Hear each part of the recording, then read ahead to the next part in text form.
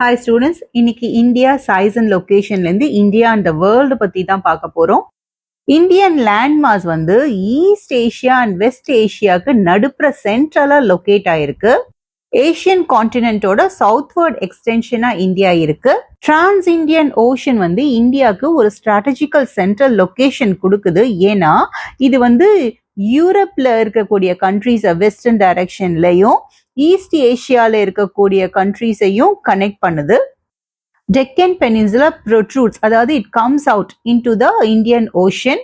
அதனால இந்தியாவால west Asia கூட ஒரு க்ளோஸ் கான்டாக்ட், ட்ரேடிங் கான்டாக்ட் எல்லாம் வச்சுக்க முடியுது. வெஸ்டர்ன் கோஸ்ட்ல ஆப்பிரிக்கா, யூரோப் கூட கான்டாக்ட் இருக்கு. அதே மாதிரி ஈஸ்டர்ன் கோஸ்ட்ல south east and east Asia கூட கான்டாக்ட் இருக்கு. எந்த கண்ட்ரிக்குமே இந்தியால இருக்கிற மாதிரி லாங் கோஸ்ட் லைன் இந்தியன் ஓஷன்ல இல்ல.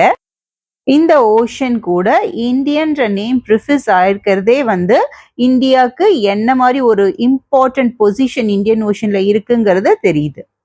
1869ல ஓபன் பண்ண சுயஸ் கெனால்னால இந்தியாவோட யூரோப் கான்டாக்ட் இன்னுமே வந்து 7000 கிலோமீட்டர் ரெடியூஸ் ஆயிருக்கு.